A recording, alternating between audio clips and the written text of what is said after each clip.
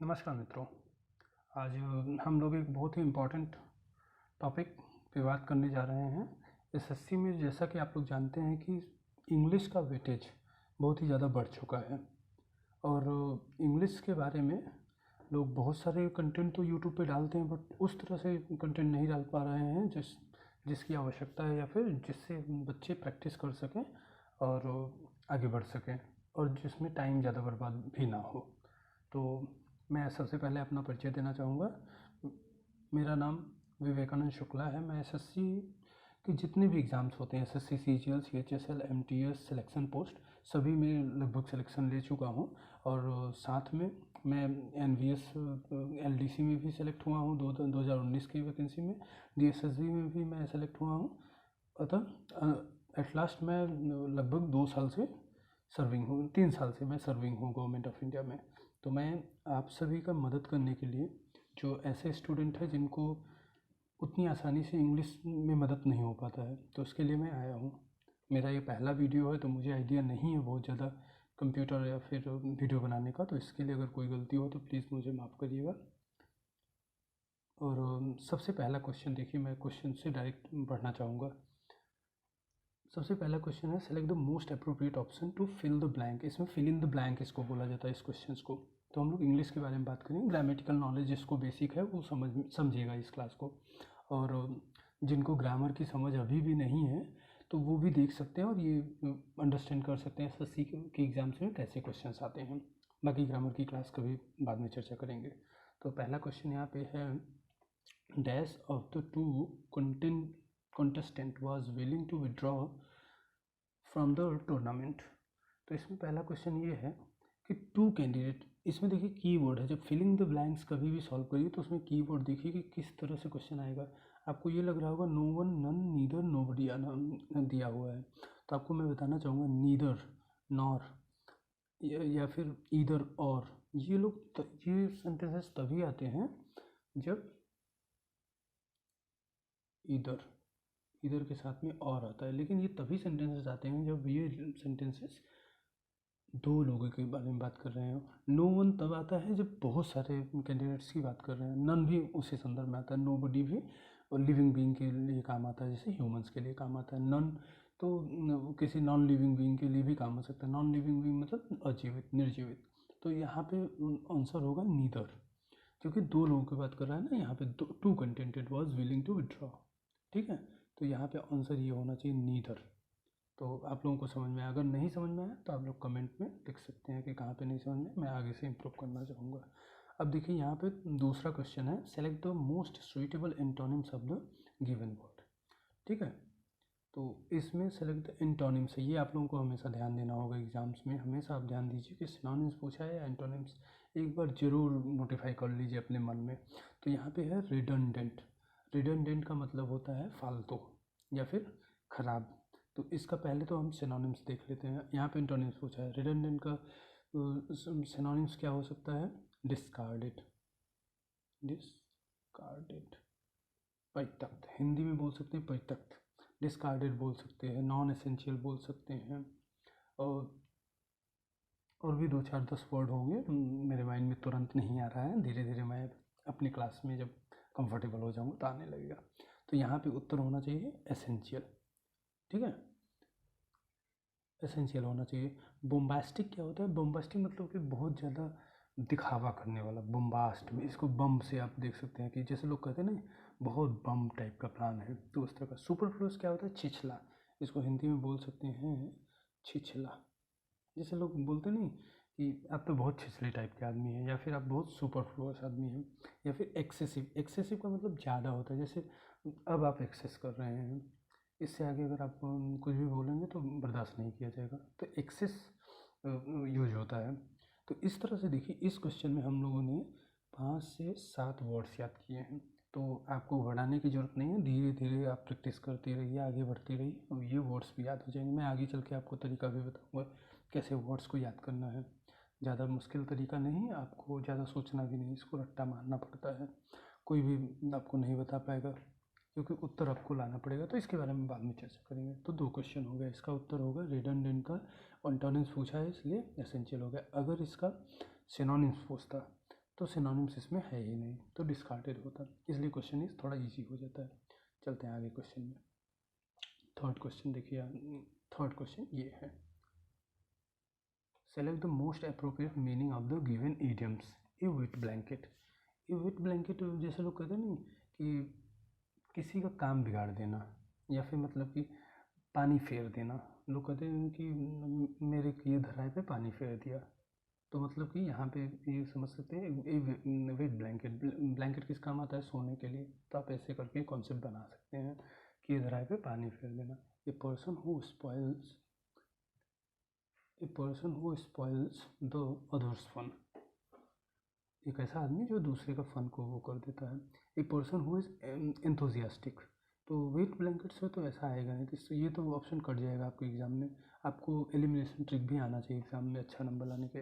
And unwelcoming guest, ये थोड़ा सा कन्फ्यूजन एग्जाम में हो सकता है, लेकिन अगर आप पढ़े रहेंगे तो नहीं होगा। एंड अनप्लेजेंट एक्सपीरियंस, ये भी हो सकता है। तो इसीलिए आपको कभी कभी ये होता है कि आप इंग्लिश की न्यूज़पेपर रीडिंग करने के लिए एक्सपर्ट्स बोलते हैं, तो इन सब चीज़ों से आपकी अंडरस्टैंडिंग बढ़ेगी। तो आप 3 कन्फ्यूजिंग स्टेटमेंट है, तो मतलब ये क्वेश्चन कठिन था। 3 कन्फ्यूजिंग स्टेटमेंट्स में से आपको चॉइस करना था, तो आपको यही सबसे परफेक्ट होगा। A person who spoils others fun, ये थोड़ा सेंटेंस में होने से और इजी हो जाता है। फिर अगला क्वेश्चन है, इसमें क्या पूछा है, इसमें पूछा है one word substitution. One word substitution, तो वन वर्ड सब्स्टिट्यूशन आपको मैं बुक बता दूंगा, आगे चल के आप वहाँ से भी याद कर लेंगे, लेकिन यहाँ पे पहले ये देखते हैं। A state of being unmarried by choice. Unmarried by choice मतलब जैसे सलमान खान टाइप का आदमी होना चाहिए। थोड़ा हंसते रहिए तो करती है। देखिए आइसोलेशन क्या होता है, आइसोलेशन मतलब कि एकांत होता है। एकांत, जैसे लोग कहते हैं ना इनको आइसोलेट कर दीजिए, कोरोना में बहुत सारा यूज किया गया कि आइसोलेट कर दीजिए, मतलब एकांत कर दीजिए। पॉलीगैमी क्या होता है, पॉली कभी भी अगर आपके सेंटेंस में आ जाए किसी वर्ड में, तो ये कीवर्ड की तरह याद कर सकते। पॉली मतलब बहु होता है, गैमी मतलब शादी से रिलेटेड होता है, पॉलीगैमी, मोनोगैमी, ऐसे ऐसे करके बहुत सारी चीज़ें आती हैं। मोनोगैमी देखिए आगे क्या है, मतलब एक व्यक्ति या औरत से शादी करने वाला, व्यक्ति या औरत से शादी करने वाला, मैं लिख नहीं रहा हूँ इसको। सेलिबेसी बोलते हैं, जैसे लोग बोलते हैं ना मैं सेलिबेसी हूँ, तो आप इसको ऐसे याद कर सकते हैं, celibacy is celebrated in India. तो आपको कॉन्सेप्ट याद रहेगा कि सेलिब्रिटी, जैसे कि कौन था महाभारत में, भीष्म पितामह, वो सेलिब्रेट थे, वो ब्रह्मचारी को पालन करते थे, तो ये ब्रह्मचारी भी बोलते हैं, तो उनका सेलिब्रेट किया जाता है। तो आप ऐसे याद कर सकते हैं। देखिए यहाँ पे भी हम लोग 5 से 6 वर्ड्स को सीखे। ठीक है, आगे बढ़ते हैं। पांचवा क्वेश्चन है, select the most appropriate synonyms of the given word. यहाँ पे क्या है, सिनोनिम्स। आपको मैंने पहले ही बताया कि आपको ध्यान क्या देना है, सिनोनिम्स है या एंटोनिम्स है। तो यहाँ पे एनविसेज, एनविसेज क्या होता है, जब भी कोई ई एन आए किसी भी वर्ड में, किसी भी उसमें, मोस्टली, मैं ये नहीं बोल रहा हमेशा, तो वो किसी चीज़ को इनेबल करने की बात करता है, एनविसेज। और सेज क्या होता है, इसका मतलब साधु होता है। साधु संत जो होते हैं वो फ्यूचर देखने वाले होते हैं, या फिर सन्यासी। सेज, सेज मतलब सन्यासी होता है। तो आप इस तरीके से ये याद कर सकते हैं, एन वाई सेज, मतलब वो ऐसा व्यक्ति जो फ्यूचर को देख सकता है, इमेजिन कर सकता है। इसके लिए एक वर्ड भी आता है फ्यूचरिस्टिक, फ्यूचरिस्टिक, या फिर इसको बोल सकते हैं फॉरेसीन। फॉरेसीन, मैं थोड़ा सा इसको ज़्यादा इसके ब्रॉडर सेंटेंसेस में जा रहा हूँ, ब्रॉडर एक्सप्लेनेशन में जा रहा हूँ मैं। ऐसा नहीं कि नाउन है, एडजेक्टिव है, उस तरीके से वो कभी और अच्छे से पढ़ेंगे। तो बस आपको अभी इंग्लिश की अंडरस्टैंडिंग करा। एनविसेज मतलब जो प्लान को सोच सके या फिर फ्यूचर को देख के इमेजिन कर सके, तो इमेजिन की वाली बात इसमें सही होगा। डिस्क्राइब का क्या मतलब होता है, डिस्क्राइब मतलब कि डिस्क्राइब आपको पता है कि वर्णन करना, हिंदी में बोल सकते हैं। डिस्क्राइब मतलब एक्सप्लेन। डिसीव, डिसीव मतलब धोखा। आपको इसका वर्ड्स स्पेलिंग से ध्यान दे देना चाहिए, DECEIVE, इसमें डिसीव होता है। तो यहाँ पे ये 2 वर्ड जो है कीवर्ड है, आपको हमेशा, क्योंकि एसएससी में आगे पूछता भी है स्पेलिंग एरर में, तो आपको ये सब चीज़ें EIOU को ही ध्यान देना होता है, वहीं से गलतियाँ होती हैं। रेडिकुल मतलब होता है मजाक उड़ाना, किसी का मजाक उड़ाना या फिर किसी को रेडिकुल करना। तो देखिए यहाँ पे भी हम लोग 5 वर्ड्स को सीखे। ऐसे लगातार आप सीखते रहिए, रिवाइज करते रहिए, भूलते रहिए, सीखते रहिए, आपको धीरे धीरे धीरे धीरे वर्डिंग्स आ जाएंगे सभी सिनोनिम्स एंटोनिम्स। अब अब देखिए आगे क्वेश्चन देखते हैं, छठा क्वेश्चन आज का, इसको हटा देते हैं। The home minister alluded by the threat of cross border terrorism in his speech। अब देखिए इसमें पूछ रहा है कि इसमें सेंटेंस में कहाँ पे एरर है। Identify the segment that is contain the grammatical error. तो ग्रामेटिकल एरर के बारे में बात कर रहा है। द होम मिनिस्टर यहाँ पे तो कोई गलती होगी नहीं क्योंकि होम मिनिस्टर के बारे में बात किया है, लेकिन हाँ इससे रिलेटेड आगे गलती हो सकती है। होम मिनिस्टर क्योंकि सिंगुलर है तो आगे जो भी नाउन होना चाहिए वो प्लूरल होना चाहिए। खैर यहाँ पे ऐसा कोई प्रॉब्लम नहीं है, तो ये देखते हैं। Home minister alluded by the threat. Allude नहीं होता है, एल्यूड का मतलब कि ऐसा होता है कि किसी चीज़ को एल्यूर करना है। एल्यूर मतलब ये ज़्यादातर चीज़ ये उस सेंटेंस में आता है जैसे गर्ल्स एंड बॉयज़ के संदर्भ में आता है एल्यूर करना, या फिर आप समझ सकते हैं जिसमें लव या फिर लस्ट हो। लस्ट मतलब कि कामुकता। लेकिन वहाँ यहाँ पे ऐसी कुछ बात नहीं थी। यहाँ पे होगा द होम मिनिस्टर पेर्यूज्ड होगा।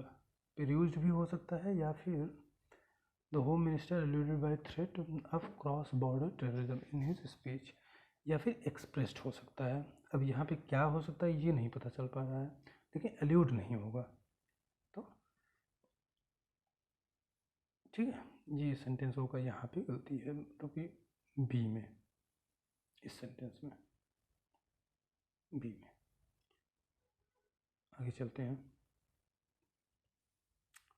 अब सातवां क्वेश्चन है, ये कौन सा है? Fill in the blank question. Fill in the blank है, फिल इन द ब्लैंक। इसमें बोल रहा है dash he fulfil all the condition he should not be given to contract.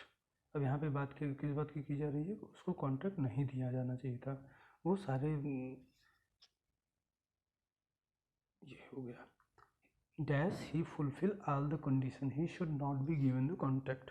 यहाँ पे ऐसी बात आ रही है निगेटिव की, उसको कॉन्ट्रैक्ट नहीं दिया जा सकता है, नहीं देना। तो यहाँ पे ऐसा बात है ये अनलेस होगा। क्यों? अनलेस के संदर्भ में हमेशा ये होता है कि जब निगेटिव चीज़ें होती हैं, जब तक वो, इसका मतलब ये होता है जब तक वो सभी शर्तों को मानता नहीं है या फिर फॉलो नहीं करता है, उसको कोई भी कॉन्ट्रैक्ट नहीं दिया जा सकता। वीदर उन सेंटेंसेस में यूज़ किया जाता है जहाँ पे कन्फ्यूजन होता है, जैसे wither you will give me your notes और नॉट। ज़्यादातर ऐसे सेंटेंस में होता है जब क्वेश्चन पूछना होता है। सिंस तब होता है जब कोई सेंटेंस स्टार्ट करता है since I was young I was allowed to enter into room. क्योंकि जब लेडीज़ हॉस्टल में जाना हुआ या फिर कुछ ऐसे प्लेसेस में जाना हुआ जहाँ पे केवल यंग लोग, छोटे बच्चे अलाउ होते हैं, बड़े लोग नहीं। और लेस्ट क्या होता है? लेस्ट का मतलब मुझे भी नहीं पता है, तो मेरे ध्यान में अभी नहीं आ रहा है, कुछ देर में आएगा तो मैं बताऊँगा, या फिर इसको छोड़ते हैं, सभी की एक सीमा होती है। नेक्स्ट क्वेश्चन है select the option that express the given sentence in active voice. हम अभी इस सेंटेंस को छोड़ते हैं। ये सेंटेंस क्योंकि एक्टिव वॉइस पैसिव वॉइस का जब मैं रूल पूरा पढ़ा दूंगा आपको, तब आपको बहुत अच्छे से आएगा, क्योंकि मैं इसको सॉल्व करना बहुत आसान हो जाएगा अभी, इसलिए मैं इस क्वेश्चन को छोड़ देता हूँ। नौवां क्वेश्चन है I couldn't understand why he was so angry upon मी। अब मैं आपको इसमें इसका क्वेश्चन ये है प्रीपोजिशन के बारे में। प्रीपोजिशन आपको याद करना पड़ेगा या अच्छे एक्यूरेसी के साथ में एसएससी में स्कोर करने के लिए। तो प्रीपोजिशन यहाँ पे क्या होता है मैं आपको बता देता हूँ। एंग्री जब भी आता है, जब एंग्री विथ समबडी, जब कभी भी ये प्रयोग होता है कि कोई आदमी आता है, मैं एंग्री हूँ किस पे? किसी से, तो फिर विथ होता है। और जब कभी किसी आदमी से होता है तो एंग्री ऑन होता है। तो यहाँ पे क्या है? मी है। मी मतलब किसी के साथ एंग्री होना है, तो आपको क्या करना पड़ेगा? विथ। ठीक है, टू एंग्री ऑन मी। अब देखिए ये कॉन्सेप्ट तो कभी मैं आपको बताऊंगा, टू के साथ में टू होता है हमेशा, जब टू एंग्री टू मी होगा। लेकिन ये सेंटेंस का कोई फॉर्मेशन ही नहीं था, तो हमको कम से कम इम्प्रूवमेंट में करना था। यहाँ पे टू अगर होता तो ये भी सेंटेंस सही हो जाता, नो इम्प्रूवमेंट की कोई बात ही नहीं। So angry upon my self, upon होता ही नहीं, माई सेल्फ है ना, कोई आदमी है, तो इस पर क्या होना चाहिए था? विथ होना चाहिए। अगर यहाँ पे विथ होता अपॉन की जगह पे तो भी सही हो जाता। समझ पा रहे हैं आप लोग? कमेंट में आप लोग लिखिएगा कि समझ में आ रहा है कि नहीं, कहाँ पे मुझे सुधार करना चाहिए। ये PQRS है, इसके बारे में भी मैं एक अलग से वीडियो बनाऊंगा, तो उसमें बात कर लेंगे इसके बारे में, PQRS के बारे में। अभी हम ऐसे क्वेश्चन को भी बात कर रहे हैं जो क्वेश्चंस शॉर्ट्स में हो जाए। ये भी देखिए sentence, indirect and direct speech, ये भी हम लोग एक बार ग्रामर पढ़ेंगे, ये बहुत ईजी हो जाते हैं क्वेश्चन अगर आपने अच्छे से पढ़ लिया। ये देखिए पैसिव वॉइस है, इसको भी हम लोग बाद में ही पढ़ते हैं। फिर नीचे क्वेश्चन कौन सा आ रहा है, हाँ, नो इम्प्रूवमेंट। इसमें इम्प्रूवमेंट के बारे में बात किया गया है। As long as he complete his work on time I have no cause of worry. मतलब इसमें क्या होता है, पूरा सेंटेंस ये सही होता है, बस जहाँ पे अंडरलाइन होता है उसी में से गलतियाँ ढूंढना होता है। तो आपको पहले यही देख लेना चाहिए, complete his work on time I have no cause of worry. जब तक वो पूरा काम अच्छे से करता है मुझे कोई प्रॉब्लम नहीं है। सच दैट ऐसा यूज होता है किसी एग्जाम्पल को देने में। नो सूनर देन इसमें होता है कि जब तक वो ये काम नहीं कर लेता है। यहाँ पे लेकिन इस बात की ज़रूरत नहीं है जब तक वो काम नहीं कर लेता है, यहाँ पे इस बात की ज़रूरत है कि क्योंकि इस सेंटेंस से पता चलता है कि I have no cause of worry, मतलब मुझे कोई चिंता नहीं। अगर ये हम कह देंगे नो सूनर तो फिर वो सेंटेंस बैठेगा नहीं, इसलिए आपको न्यूज़पेपर रीडिंग की ज़रूरत होती है। न्यूज़पेपर रीडिंग अगर आप करते हैं तो आप अच्छे से इन चीज़ों को समझेंगे। खैर मैं धीरे धीरे आपको समझाऊंगा। तो यहाँ पे ये होगा नो इम्प्रूवमेंट होगा, एज लॉन्ग एज, या फिर यहाँ पे एज फार एज भी हो सकता है। एज फार एज मतलब एज फार एज, जब तक वो अपना काम कर रहा है तब तक मुझे कोई दिक्कत नहीं है। ये मेरा ही आंसर की है, तो देख लीजिए आप लोग, ज़्यादातर क्वेश्चन सही हैं, एक दो क्वेश्चन गलत भी हो सकते हैं क्योंकि मैं भी भगवान नहीं हूँ। अब इसमें क्या है, select the incorrectly spelled word.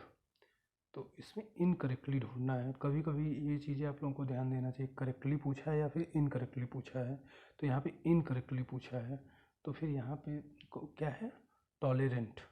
तो टॉलरेंट की स्पेलिंग क्या होती है, कैटलॉग की स्पेलिंग सही है, CATALOGUE। यहाँ पे देखिए दो चीज़ मैं बताना चाहूँगा।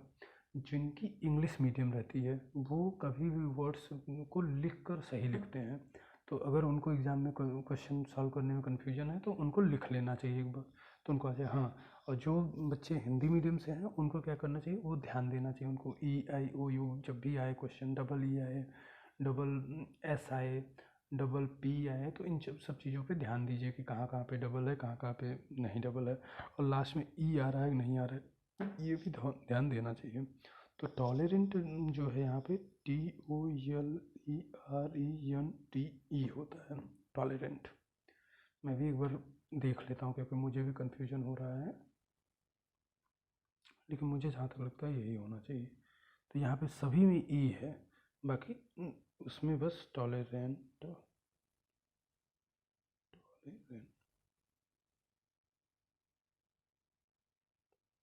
हाँ देखिए यहाँ पे टॉलरेंट आया है, TOLERENT। बाकी सब सही था। यहाँ पे देखिए ये दो चीज़ें में गलती किया है, यहाँ पे E भी होना चाहिए था लास्ट में, और ये RE की जगह पे E होना चाहिए, टॉलरेंट, TOLE। मैं आपको फिर से लिख देता हूँ, TOLE, नहीं सॉरी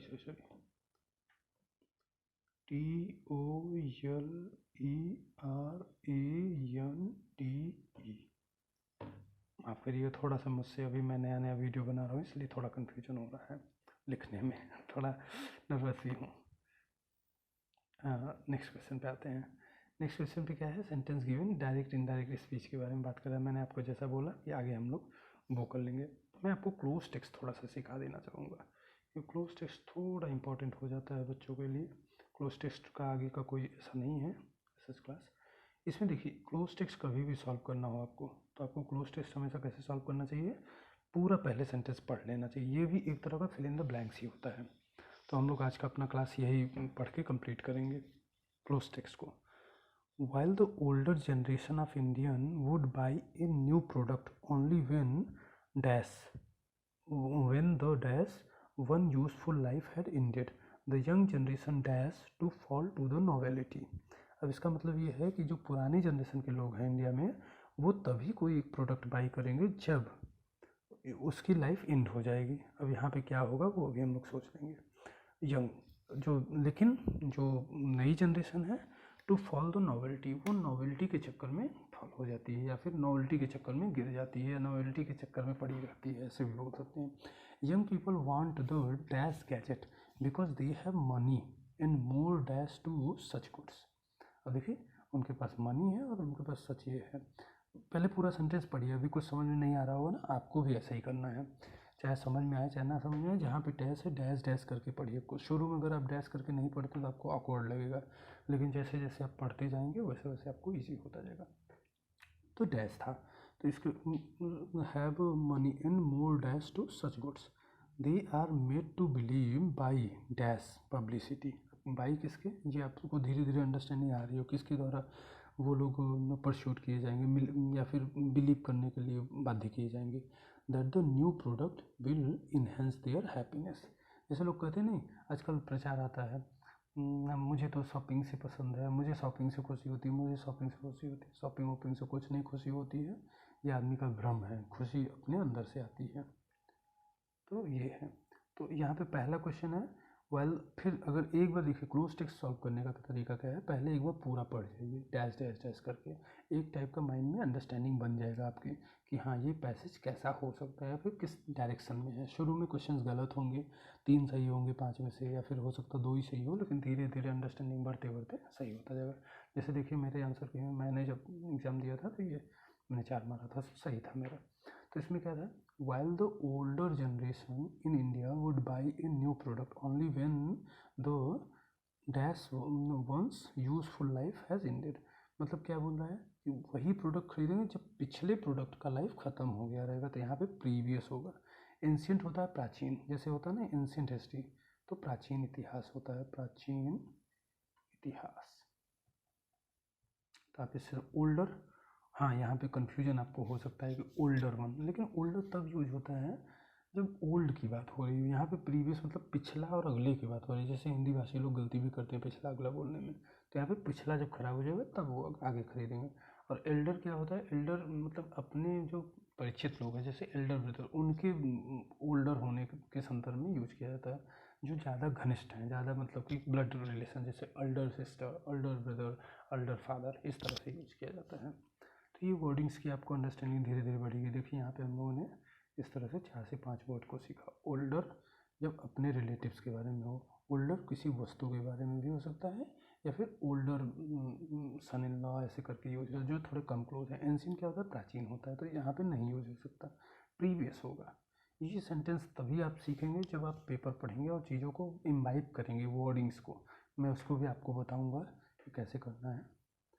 फिर दूसरा जो हम लोग है, अभी हम लोग समझ गए कि जो जनरेशन जो है वो तभी बाई करती है, ओल्डर जनरेशन, जब प्रीवियस उसका ख़राब हो जाता है। अब यहाँ पे दूसरी बात कर रहा है द यंग जनरेशन। ये कॉन्ट्राडिक्टरी है ना, जैसे लोग बोलते हैं ना हमारे जनरेशन तो ऐसा ही चलता था और तुम लोगों की generation. The young generation dash to fall in the novelty. इसमें जैसे क्या होता है, टेन टू फॉल, ये देखिए यहाँ पे फ्रेजल वर्ब है ये। टेन टू फॉल मतलब कि किसी चीज़ पे तत्पर होना, फॉल होने की पॉसिबिलिटी ज़्यादा होना। बियर टू नहीं होगा, बियर मतलब कि किसी को बारे में बर्दाश्त करना, या फिर कीप टू या फिर फीट टू, ये नहीं होगा। टेन टू मतलब कि इसकी तरफ इंक्लाइंड है, इंक्लाइंड मतलब झुकाव है। जैसे लोग बोलते हैं ना कि हमेशा मतलब कि आईफोन 11 लिया, आईफोन 12 लिया, आईफोन 30 लिया, तो इस तरफ से वो कहते हैं ना। और कभी कभी ये भी बोला जाता है कि आई टेन टूवर्ड्स यू, ऐसे भी वर्ड टूवर्ड्स या फिर टू आता है इस तरह से। तो यहाँ पे होगा tend to fall the novelty. जो यंगर जनरेशन है वो टेन टू फॉल होने के लिए वो होती तत्पर। Young people want the dash gadget because they have money. जो जवान लोग हैं, यंग लोग हैं, वो उस गजेट को जाते हैं बिकॉज दे हैव मनी। आजकल बड़े लोगों के पास पैसा है, मतलब यंग लोगों के पास में, पहले तो पैसा नहीं होता था ना उतना, बिकॉज दे हैव मनी। तो यहाँ पे थर्ड क्वेश्चन है, मतलब 18 ना, हाँ ये थर्ड के बारे में बात कर रहा है। द डैश तो द लेटेस्ट गैजेट बिकॉज दे, तो यंग पर्सन क्या चाहते हैं कि वो लेटेस्ट बार बार खरीदना चाहते हैं। यहाँ पे देखिए ये ऑप्शन इजी हो जाता है आपके लिए, क्योंकि यहाँ पे लेटर इस पे स्पेलिंग में एरर है और ये लास्ट है। क्योंकि देखिए जब द आ जाए तो हमेशा क्या होता है, सुपरलेटिव डिग्री का यूज होता है। तो यहाँ पे लेटेस्ट ही यूज होगा, लास्ट भी सुपरलेटिव डिग्री होता है लेकिन नहीं यूज होगा, क्योंकि जब लास्ट तो निगेटिव सेंस में यूज किया जाता है ना कि लास्ट था, बल्कि इन सेंस में जैसे लोग कहते हैं ना लेटेस्ट आइटम लेंगे हम, तो इस संदर्भ में लेटेस्ट ही यूज किया जाता है, तो यहाँ पे लेटेस्ट होगा। बट यंग पर्सन क्या करते हैं, want to buy latest gadget because they have money and more. अब यहाँ पे क्या है, उनके पास मनी है और मोर क्या है, more to such good, more access की बात है। यहाँ पे देखिए आपको क्या होता है, क्लोज टेक्स्ट हमेशा कैसे सॉल्व करना होता है, इसकी वर्डिंग्स को पहले पढ़ना होता है। जब नहीं समझ में आ रहा है, मुझे भी नहीं समझ में आ रहा था अभी, तो यहाँ पे देखना होगा अप्रोच होगा कि एंट्री होगा, कॉन्टैक्ट होगा, एक्सेस होगा, इसी में से समझना है। जब आपकी इंग्लिश अंडरस्टैंडिंग बढ़ेगी न्यूज़पेपर पढ़ करके तब ये चीज़ें होगा। और जब आपको वर्ड आएगा, ये चारों वर्ड आपको आना ही चाहिए क्लोज टेक्स्ट सही होने में, वो धीरे धीरे प्रैक्टिस के थ्रू आएगा। इसीलिए तो ये सेशन मैंने स्टार्ट किया, ताकि जितना ज़्यादा से ज़्यादा आप इंग्लिश पढ़ने से नहीं आता है, इंग्लिश को यूज़ करने से आता है। हम लोग देखिए यहाँ पे इंग्लिश के यूज़ को पढ़ रहे हैं, वर्डिंग्स के यूज़ को पढ़ रहे हैं, सराउंडिंग सेंटेंस पढ़ रहे हैं, उनका प्रयोग कैसे हो सकता है इस तरह से। तो यहाँ पे दे आर मेड, हाँ यहाँ पे देखिए they have money and more access. Contact नहीं, कॉन्टेक्ट से तो आदमी कुछ नहीं खरीदता ना। एंट्री भी, एंट्री देखिए थोड़ा सा छोटा टाइप का वर्ड है। यहाँ पे जो प्रोफेशनल वर्ड होता है एक्सेस, जैसे लोग कहते हैं एक्सेसिबिलिटी है, कितनी एक्सेसिबिलिटी है तुम्हारे पास, या फिर लोग कहते हैं नहीं हॉस्पिटल की एक्सेसिबिलिटी नहीं है, एजुकेशन की एक्सेसिबिलिटी नहीं है हमारे पास, तो वो एक्सेस की बात कर रहे हैं कि पहुँच, इसको बोल सकते हैं एक तरह से, पहुँच है कि नहीं है। नेक्स्ट क्वेश्चन के बारे में बात करते हैं हम लोग, लास्ट है that the new product will enhance their happiness. इनके बाद कह रहे हैं they are made to believe. Made to believe मतलब कि विश्वास करने के लिए बाध्य किए जाते हैं बाई यूबिक्विटस। यूबिक्विटस क्या होता है, सर्वव्यापी। यूबिक्विटस होता है सर्वव्यापी, सर्वव्यापी। ये फिर ओमनी प्रेजेंट भी एक वर्ड आता है, ओमनी प्रेजेंट। मेरी राइटिंग थोड़ी ख़राब है, मैं सुधारने की कोशिश कर रहा हूँ। ओमनी प्रेजेंट, जैसे देखो ओमनी से रिलेटेड बहुत सारे वर्ड होते हैं। ओमनी पोटेंट मतलब सर्वशक्तिशाली, ओमनी प्रेजेंट जो हर जगह पे हो, ओमनीसेंट मतलब हर चीज़ों को जानने वाला हो, ओमनी और भी बहुत सारी चीज़ें हैं, मुझे भी ध्यान नहीं आ रहा है इसके बारे में। तो ओमनी से रिलेटेड इतने वर्ड्स हम लोगों ने देखा। यू स्क्वांडर्ड क्या होता है, स्क्वांडर्ड मतलब कि शिथिल या फिर थोड़े जगह में रहने वाला। सेलेस्टियल क्या होता है, सेलेस्टियल एक बॉडी होती है, जैसे जियोग्राफी में आप लोग पढ़ते हैं सेलेस्टियल बॉडी। या फिर रेग्रेसिव क्या होता है, नॉन प्रोग्रेसिव होता है। रेग्रेसिव मतलब जैसे लोग पिछड़ा सोचने वाले, जैसे ज़्यादातर लोगों के दादाजी बड़े पापा ऐसा कहते हैं, माफ़ करिएगा कभी कभी नहीं होते किसी किसी का, मैंने मजाक के रूप में बोला। तो देखिए हम लोगों ने यहाँ पे 8 से 9 वर्ड सीखा। स्क्वांडर्ड, यूबिक्विटस मतलब जो हर जगह हो, तो इसलिए बोला यहाँ पे क्योंकि यहाँ पे ये बता रहा है कि पब्लिसिटी आजकल देखिए टीवी पे, न्यूज़पेपर पे, यूट्यूब पे, हर जगह पे ऐड आ रहा है। तो यूबिक्विटस मतलब हर जगह, सर्वव्यापी ऐड के बारे में बात कर रहा है कि जो हर जगह पे, उससे वो लोग प्रभावित हो जाते हैं और या फिर उसके लिए खरीदने के लिए बिलीव कर लिए जाते हैं। जैसे कभी भी कोई फ़ोन आता है तो आप लोग भी खरीदने के लिए वो आकर्षित हो जाते हैं ना, घर वालों से बोलते हैं कि नहीं नहीं मुझे खरीदना है, ये मुझे खरीदना है। तो वो किस कारण से होता है, ऐड के कारण होता है। तो इस तरह से हम लोगों ने लगभग आज 15-16 क्वेश्चन प्रैक्टिस किया। पैसेज के बारे में क्या है, पैसेज के बारे में भी हम लोग पढ़ाई करेंगे, लेकिन पैसेज थोड़ा सा आपको खुद ही वर्क करना पड़ेगा इसके बारे में। आप किसी के पढ़ाने से ज़्यादा उतना अंडरस्टैंडिंग नहीं बढ़ पाती है। मैं उसके बारे में लेकिन जो तरीका है वो बता दूंगा आपको। मैं दिखा देना चाहता हूँ कि कितना मेरा सही हुआ है। देखिए ये भी सही हुआ है मेरा, और ये भी मेरा सही हुआ है, ये भी सही हुआ है मेरा 4 भी, पैसेज 3 भी सही हुआ है, और ये 4 भी सही हुआ, मतलब मेरा पूरा पैसेज सही हुआ है। इंग्लिश में मेरे मार्क्स अच्छे आते हैं, इसलिए मैंने आप लोगों को हेल्प करने के लिए यूट्यूब पे वीडियो बनाना स्टार्ट किया हूँ। मैं उम्मीद करता हूँ कि आप लोग इस क्लास को अच्छे से एंजॉय किया होगा। 15-20 क्वेश्चंस में 15-20 क्वेश्चन के थ्रू आप लोग कम से कम नहीं तो 40 से 50 क्वेश्चन को सही करने का मादा रखेंगे आगे, और धीरे धीरे ये अंडरस्टैंडिंग बढ़ती रहेगी, आपका भी इंग्लिश में अंडरस्टैंडिंग बढ़ेगी। मैं आप लोगों को सलाह देना चाहूँगा कि आप लोग ग्रामर किसी भी पब्लिकेशन की बुक से, या तो फिर प्रिंट टू पैरामाउंट आती है नीतू मैम की, उनकी पढ़ सकते हैं ग्रामर, या फिर वर्डिंग्स वहाँ पे होते हैं वो याद कर लीजिए, या फिर एमबी पब्लिकेशन की बुक आती है उसको भी आप अच्छे से याद कर सकते हैं। तो मैंने 2 बुक आपको बता दिया, वहाँ से आप अच्छे से याद करिए और प्रैक्टिस करते रहिए, या तो मेरी वीडियो के माध्यम से, यूट्यूब के माध्यम से, या तो आप खुद से भी अगर करना चाहें तो खुद से भी कर सकते हैं। तो मैं यहाँ पे कुछ एक्स्ट्रा भी चीज़ें आपको सिखा दूँगा, वहाँ पे आपको एक्स्ट्रा चीज़ें खुद से सीखनी होगी जैसा आपको सूटेबल लगे। मैं आप सभी को वीडियो देखने के लिए धन्यवाद देता हूँ। Thank you all of you. ये मेरा थोड़ा सा पहला वीडियो था, तो इसलिए मुझे टेक्निकल नॉलेज थोड़ी सी कम है, तो उसके लिए मैं माफ़ी भी चाहूँगा और आप लोगों से अनुरोध करूँगा प्लीज़ प्लीज़ प्लीज़ जो भी ज़रूरतमंद लोग हों उनको ये वीडियो शेयर भी करिएगा। मैं धीरे धीरे आगे चल के इम्प्रूव भी करूँगा अपनी टीचिंग स्टाइल्स को। टेक्नोलॉजिकल अंडरस्टैंडिंग जब बढ़ेगी तो मुझे लगता है सभी को मदद होगा। बहुत बहुत धन्यवाद। और हाँ, मैं अपने टेलीग्राम चैनल का लिंक भी नीचे डिस्क्रिप्शन में लगा दूँगा, वहाँ से आप टेलीग्राम ग्रुप को भी ज्वाइन कर लीजिएगा। बहुत बहुत धन्यवाद आप लोगों का।